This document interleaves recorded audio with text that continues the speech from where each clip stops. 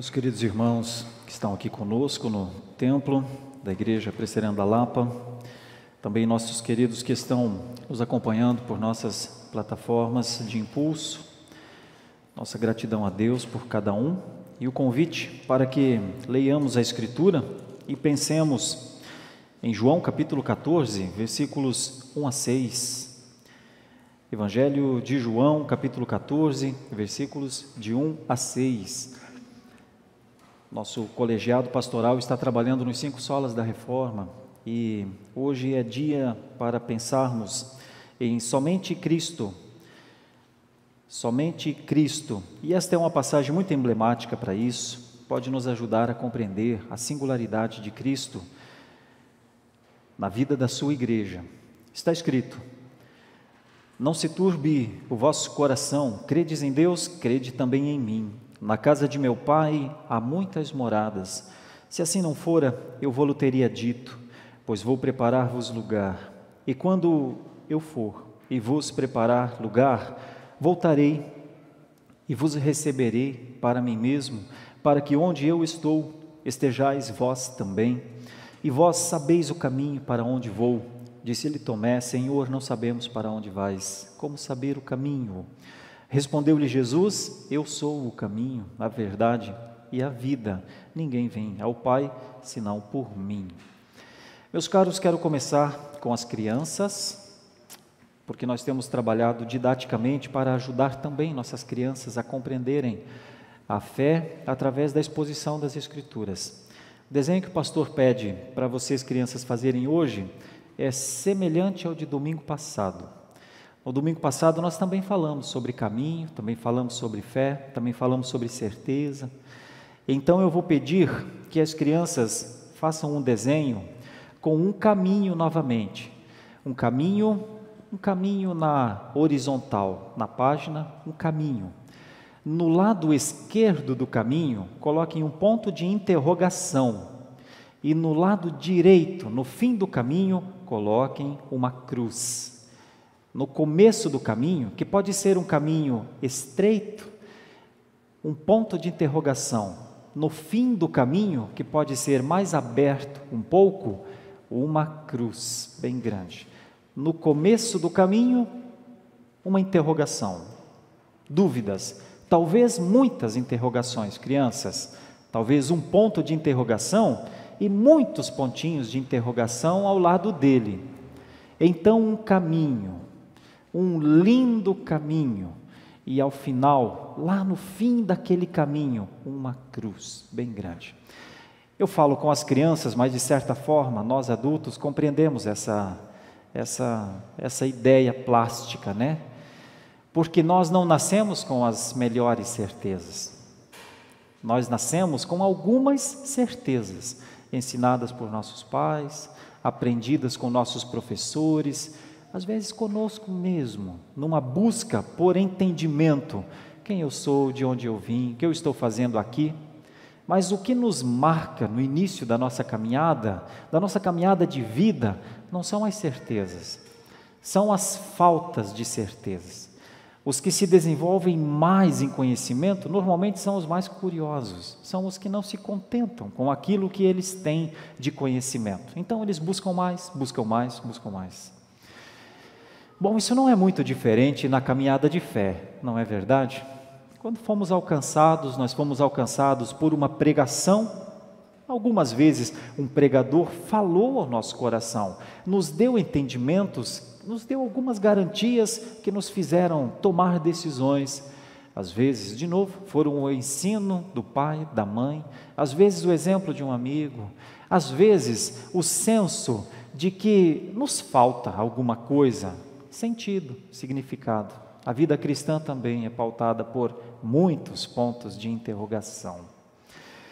Eu quero falar sobre isso nessa manhã. É somente Cristo o tema da nossa mensagem, mas eu gostaria de traçar um caminho que parte da dúvida para as certezas. E estou trabalhando de maneira intencional em João 14, versículos 1 a 6, por 2 motivos.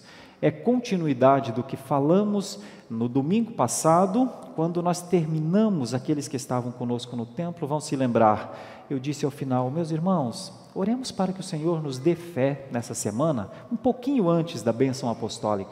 Oremos a Deus para que o Senhor nos dê fé nessa semana, porque nós não sabemos que semana teremos, e talvez necessitaremos de muita fé para passar esta semana. Meus irmãos, nós realmente precisamos de muita fé para atravessar essa última semana.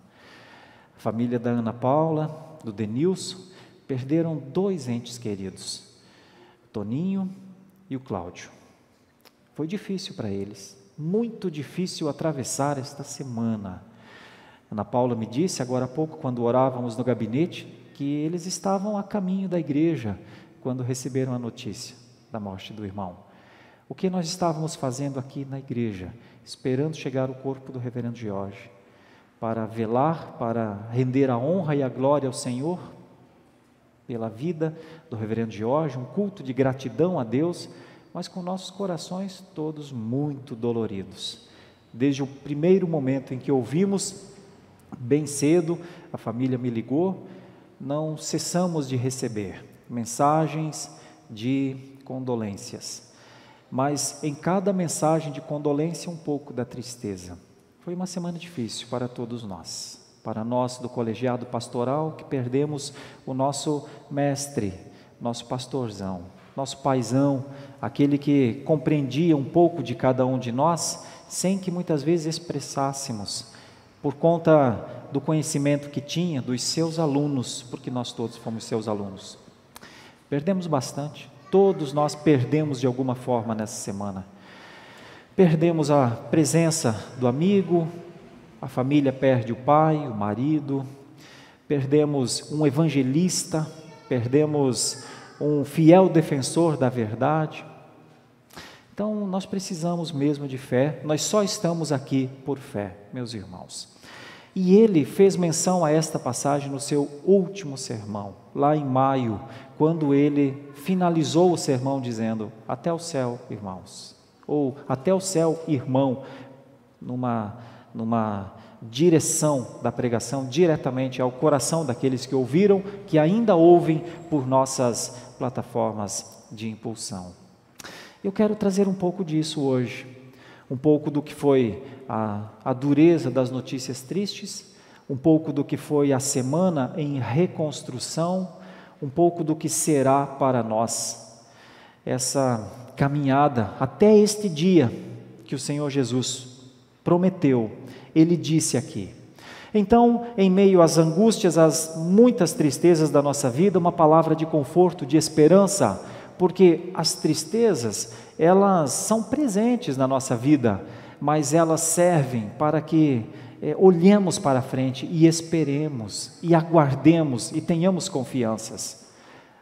Nunca foi prometido que nós teríamos uma vida sem tristezas, sem aflições.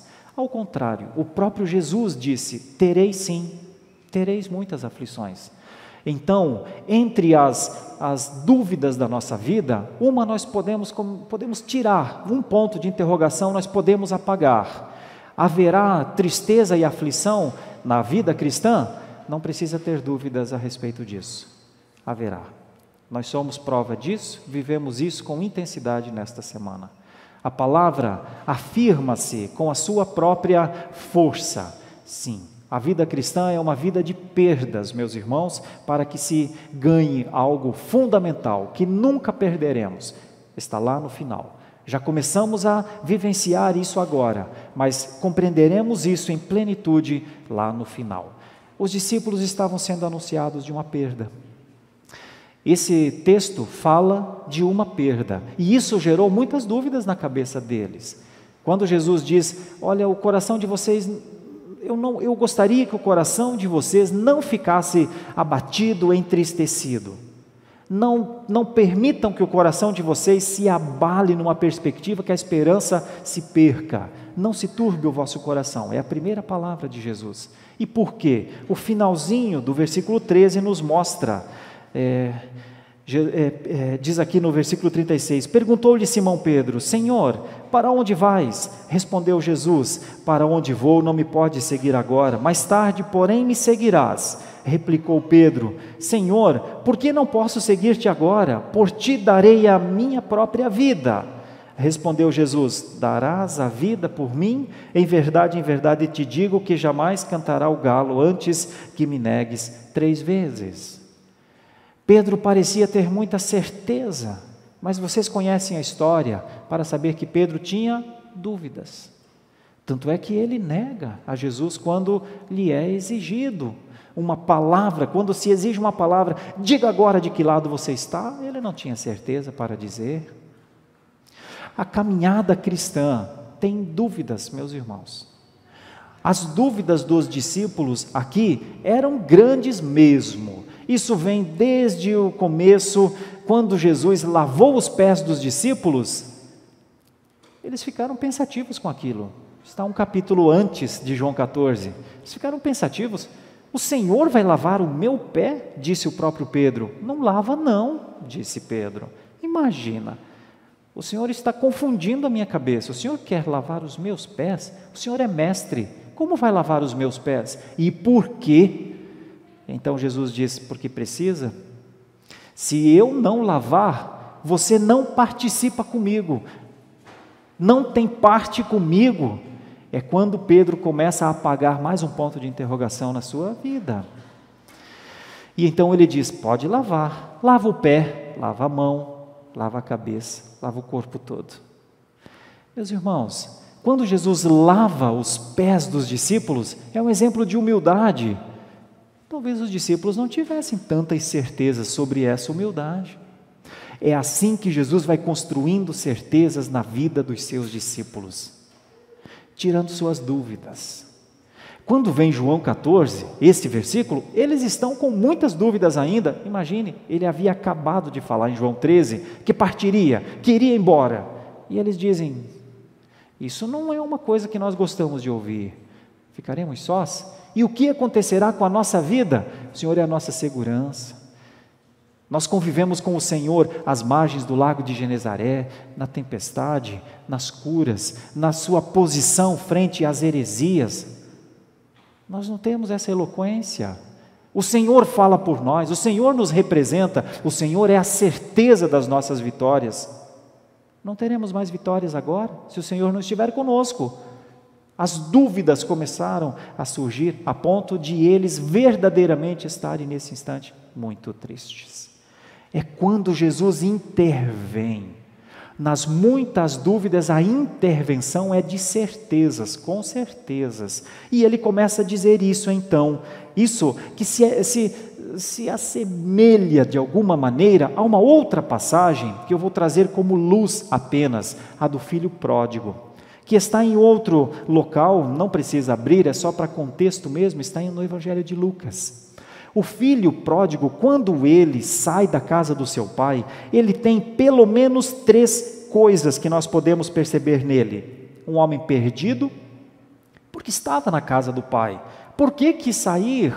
É uma parábola, claro, mas ilustra uma verdade. Estava com Deus. Por que quis ir embora? Estava com o provedor. Por que quis ir administrar a sua vida, os seus recursos sozinho? Ele sai de um ambiente de luz para um ambiente de escuridão. E ele se perde no mundo. Nós conhecemos a história. Estava perdido. Ignorava, entre outras coisas, a segurança da presença do Pai. Não imaginava que ficaria mais vulnerável quando estivesse sozinho, lá distante. É depois que ele vai perceber. E também estava morto. O meu filho que estava perdido, o meu filho que estava longe da vida, o meu filho que não vivenciava a vida da nossa casa, retornou. É o que diz o pai quando o filho volta. Mais ou menos, nós podemos trazer essa ideia do filho pródigo, do filho que desperdiça a presença, o cuidado, a atenção, o amor do pai, com os discípulos agora. Eles estão quase discípulos pródigos. Eles estão dizendo, Senhor, nós também estamos perdidos. Porque as dúvidas estão aqui na passagem. Olha só como elas aparecem de maneira muito forte. No versículo 5, não sabemos para onde vai. Como saber o caminho? Isso é a passagem. As dúvidas são muito grandes dos discípulos aqui. Eu quero dizer que esse é um momento que Jesus entra com um tipo de providência exatamente na necessidade que os discípulos precisam. As dúvidas não podem ser as companheiras fiéis dos discípulos. As certezas, porque a fé não está baseada em dúvida, a fé está baseada em certezas. É quando Jesus usa essa expressão então, tão linda, reconhecida por todos nós: eu sou o caminho e a verdade e a vida, ninguém vem ao Pai senão por mim. Eu vou me deter um pouquinho mais aqui, não muito tempo, mas para trazer algumas luzes sobre isso. Meus irmãos, por que é que a Reforma Protestante diz que um dos seus solas é somente Cristo? Somente Cristo. Parte de palavras como essa de Jesus. Jesus é o verbo, o reverendo Robert já falou aqui no começo. Jesus é a porta, ele mesmo disse em João 10, no capítulo 10 de João. Ele é o pão, ele é a água, ele é o pastor. Ele sempre foi dizendo quem ele era. Mas agora, nesse momento, nós temos um apoio que vai além da compreensão da língua portuguesa. Nós temos um apoio exegético.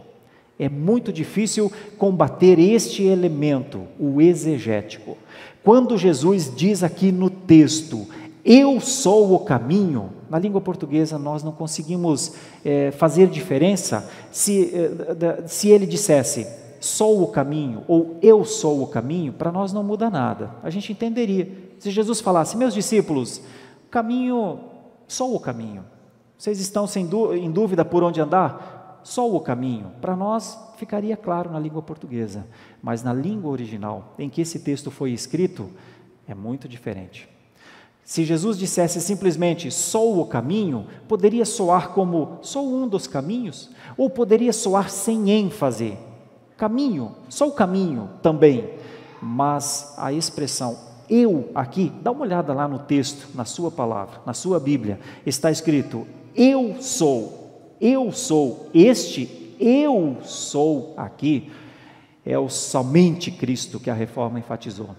A expressão, desculpem eu usar a expressão grega, é só para compreender ainda mais, a expressão ego está aqui, ego eimi, eu sou. Quando Jesus diz eu sou, ele está dizendo eu, exclusivamente eu e somente eu e ninguém mais, nenhum outro, nem qualquer tentativa de outro caminho é caminho. Discípulos, entendam uma coisa, somente eu, essa é a autoridade que Jesus traz para cima de si, com essa expressão muito simples, ego eimi, eu sou. Ele poderia só dizer, eimi re rodóis, que é eu sou o caminho, também para nós, mas ele diz mais, ele enfatiza. Para nós, eu sei, não faz muito sentido, sou o caminho, ou eu sou o caminho, mas para os discípulos, quando ele disse, eu ainda sou o caminho, mesmo que o coração de vocês esteja triste, mesmo que esteja perto da crucificação, mesmo que vocês estejam imaginando perdas, eu sou o caminho que vocês precisam e vocês andarão nele, e vocês precisam desse caminho. Mais dúvidas, mais pontinhos de interrogação que as crianças colocaram no início, começaram a se apagar. Esse ego em mim é a exclusividade do caminho, a exclusividade da vida, a exclusividade da verdade. Compreender isso era importante para os discípulos nessa hora. Essa foi a forma que Jesus achou para consolá-los. A forma que Jesus encontrou no momento em que ele os via abatidos, tristes, de corações turbados, ele disse, a importância do Redentor não diminui com a minha morte, aumenta. Eu e somente eu e ninguém mais do que eu, e eu estou enfatizando isso de maneira proposital. Isso originou a igreja cristã. A igreja cristã, ela está fundamentada no único caminho. Por isso, Algumas pessoas, às vezes, têm algumas preocupações sobre nossa intransigência na pregação. Não tem como ser diferente. A nossa intransigência tem a ver com a nossa fidelidade, com a compreensão da palavra de Jesus. Nós não entendemos, não aceitamos e pregamos contra qualquer outra forma de salvação, qualquer outro tipo de caminho, qualquer outro tipo de verdade, qualquer outro tipo de consolo, qualquer outro tipo que aparentemente pudesse nos trazer certezas. Não há certeza fora de Jesus. E é por isso que a Reforma Protestante enfatizou tanto somente Cristo, porque a igreja daquele tempo não tinha somente Cristo, tinha Cristo e mais alguns mediadores, Cristo e mais algumas formas de salvar-se, Cristo e filosofia, Cristo e sociologia, Cristo e psicologia, Cristo e esforços humanos, Cristo e boas obras. Mas a palavra de Jesus não dá margem para absolutamente nada a mais do que Cristo. Esse foi o consolo. Nós precisamos de consolo também, todos nós. Nós vamos ainda demorar um pouco para superar a família da Ana Paula e do Denilson, Dona Ivone, nós como igreja. A Igreja Presbiteriana do Brasil vai demorar um tempo ainda para se recuperar do impacto da perda deste vulto histórico que subiu aos céus e passa a fazer parte da galeria da fé de Hebreus 11. Mas um quadro foi colocado lá naquela galeria da fé.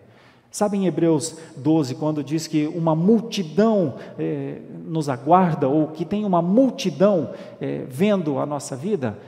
Lá mais um chegou nessa semana, e tantos outros que têm chegado graças à misericórdia de Jesus Cristo, como já cantamos aqui nesta manhã. Nós precisamos de consolo enquanto estejamos aqui, mas o consolo tem de vir do Consolador. Não há consolo fora do Consolador, e é nessa forma e é nesse momento que Jesus apresenta o Espírito. Por isso Jesus diz: eu sou o caminho, eu sou a verdade e eu sou a vida. E quando eu subir, virá outro que vos convencerá disso. Porque a palavra de Jesus, ela tem o selo, ela tem a legitimidade do Espírito. Para os discípulos terem seus corações consolados, só se o Espírito lhes desse essa certeza. E Ele deu. Tanto Ele deu, que depois que Jesus falou isso, e apresentou o Espírito Santo, em João 15, Ele diz: e vocês darão frutos. Eu vou embora, e vocês darão frutos, porque o Espírito Santo vos fará frutificar. Em João capítulo 16, Jesus diz: e vocês serão protegidos, vocês serão guardados, armarão verdadeiras arapucas para vocês, mas o Espírito os preservará.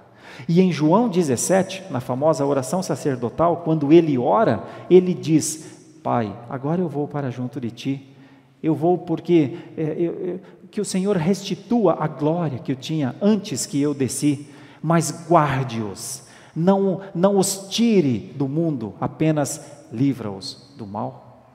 Percebe o que é o consolo da parte de Deus? O consolo é que a vida precisa continuar. Aqueles que perdem, sofrem e choram, e precisam viver o luto como luto. Ninguém nega o luto, não pode negar, precisa viver, mas chega um momento que precisa limpar a lágrima, chega um momento que precisa continuar olhando para frente, e esse momento precisa ser logo, porque a esperança, por mais que as tristezas sejam grandes, a esperança é maior. Esse é o consolo de Deus para nós. Por isso, no começo do caminho, muitas dúvidas. Na hora do impacto do sofrimento, muitas preocupações, muitas dúvidas. Mas o Senhor, com o seu amor, com a sua igreja pregando a palavra fiel, com os irmãos vivendo o amor fraternal, até aqueles que são impactados por uma dor forte, começam, pela esperança, a terem suas dores diminuídas, seus sofrimentos cuidados, seus ferimentos sarados. Meus irmãos, das dúvidas para a certeza. A igreja vivia com muitas dúvidas, mas somente Cristo trouxe uma certeza. Não há nenhum mediador entre Deus e os homens, a não ser Jesus Cristo. Por isso ele disse, eu sou este caminho. Depois o autor aos Hebreus, e eu quero concluir com isso, abra comigo em Hebreus capítulo 10, por favor. Hebreus capítulo 10, versículo 19. Hebreus capítulo 10, versículo 19. Quero concluir dizendo às crianças, com o seu desenho, você percebeu que aquelas dúvidas do início do caminho, depois, ao final, se tornam uma certeza? As dúvidas vão embora. Eu gostaria que você pudesse fazer um desenhinho, criança querida, de você mesmo, perto da cruz. Você precisa estar perto da cruz. Porque se você fizer o desenho, você perto da cruz, você estará cada vez mais distante das dúvidas. Então, lá no caminho que você fez, muitos pontos de interrogação no começo, aí você fez um caminho, que começa pequeno, vai ficando grande, porque na presença de Deus já estão, e você também estará lá na frente, todos os eleitos de Deus. Eu gostaria muito que você, criança, fizesse algum desenho que identificasse você, perto da cruz. Nós sempre cantamos muitas canções aqui, ao pé da cruz. Nós temos mensagens que vêm dos salmos, que dizem, mais vale um dia na presença do Senhor, do que milhares longe do Senhor. Eu gostaria muito de pedir que as crianças, daqui a pouco nós vamos orar, incluindo vocês, que vocês pudessem orar a Deus e falar, Senhor, eu quero estar perto da luz, eu quero estar perto da cruz, eu quero estar perto de algo que eu não tenha tantas dúvidas na minha cabeça. O Espírito pode lhe consolar e pode lhe dar as certezas que você precisa.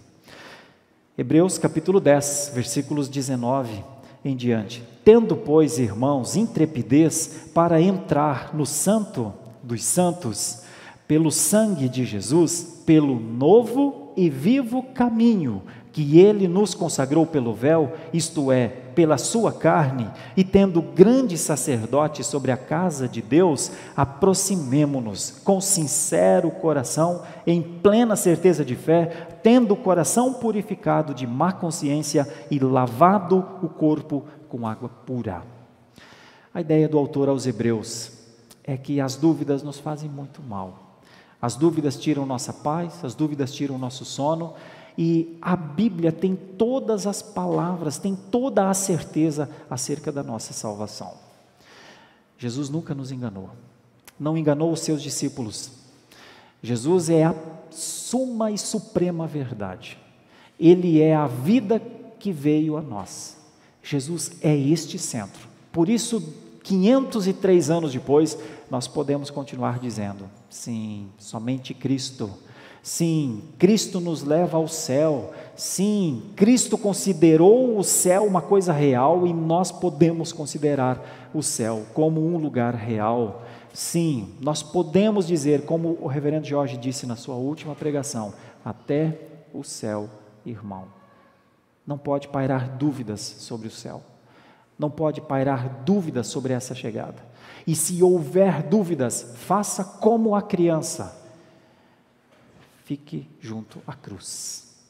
O começo do caminho pode ter muitos pontos de interrogação, mas o Senhor Jesus é a certeza para todos os pontos de interrogações, ou para todos os pontos de interrogações.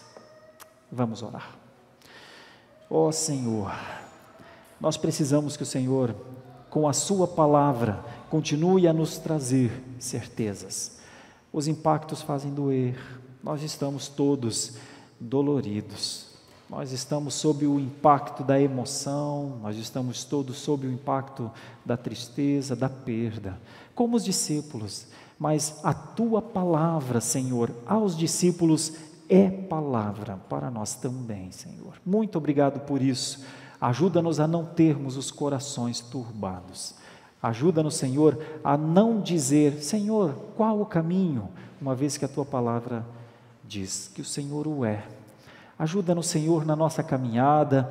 Às vezes levamos algumas dessas dúvidas no nosso caminho, sobre se a Tua palavra é a palavra de Deus, se a Bíblia é a palavra de Deus.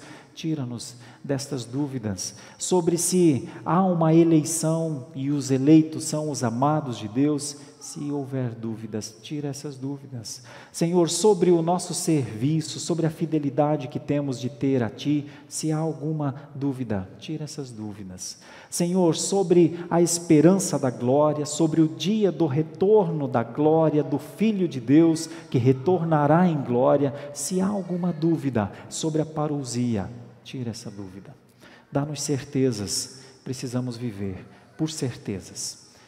Somente o Senhor é o nosso Redentor. Ajuda-nos a testificar com nossas palavras, nossos pensamentos e nossas ações. Oramos assim, esperançosos do Teu consolo, Senhor, em nome de Jesus. Amém.